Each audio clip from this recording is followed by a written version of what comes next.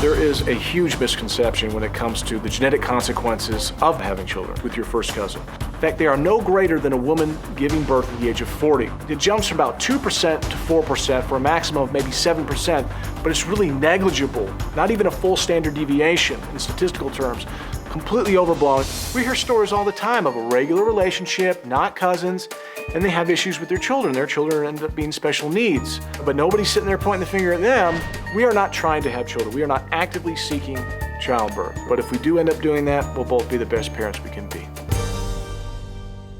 Well, actually, people are pointing the finger at them. They're saying that these are high-risk pregnancies and are not recommended in the medical community. First cousins Angie and Michael say if they got pregnant, they would welcome their child with open arms. They say they are sick and tired of misinformation about first cousins having children. Well, Dr. Dana Grayson is a medical doctor, biochemist, and medical researcher who has helped develop treatments and preventions in hematology, oncology, infectious disease, biodefense, nephrology, cardiology, and neurology. Her medical research has been published in the world's most prestigious scientific journals. And so Dr. Dana Grayson, weigh in on this, if you will.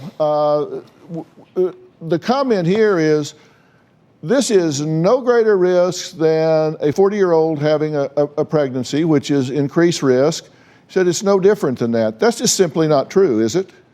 Well, it's not true. It's cherry picking the data. So if you only look at the time of birth for congenital anomalies, there is similar risk. It's slightly increased amongst first cousins compared to women, we call them advanced maternal age, so women over the age of 40.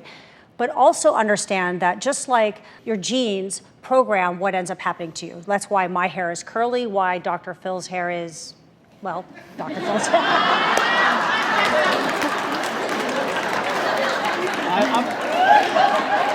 That was uncalled for. Cheap shot, right? Super cheap shot. All right, go ahead.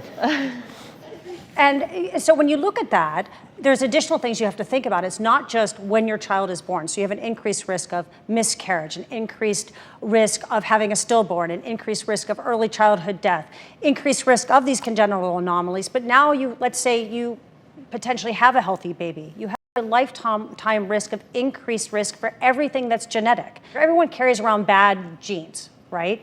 If you meet Joe Schmo at a church or wherever you meet Joe Schmo and you get married and you have children, the chances are that your bad genes are not the same. But you share an aunt and an uncle. You share common relatives. So the chances that your bad genes are similar are so much higher than if you met somebody random. And those are things that now are beginning to be discovered and understood. In these type marriages, stillbirths increase 80.6%.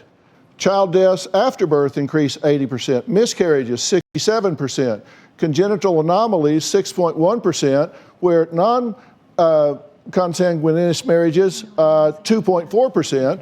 And when you look at the congenital anomalies, we're talking about nervous system defects, congenital heart disease, oral facial clefts, digestive abdominal wall, urinary, genital, limb, and musculoskeletal abnormalities, genetic diseases and blood disorders like hemophilia, 3 times more likely for mood disorders and 2 times more likely for psychotic disorders. So these are increased risk substantially. You're just simply wrong. I don't know of anyone born from cousins who has any problems. What you're doing is citing anecdotal information compared to really scientific information that has a big enough sample size to really give you a database that you can rely on. What we found was, articles online saying that the risks were a couple % higher for birth defects. Well, before you listen to Dr. Google, you have to look and see. You have to look and see what agency published that information. If you go back and see what published that, and if it's Cousins or Us, then you've got to take it. That's true. Cousins or Us. No, you've got to take it with a grain of salt. Sure, but I don't think there's too many Cousins or Us out there publishing false information on Google. Well, it's not false information, but it could be cherry-picked information, and that's the question. Right.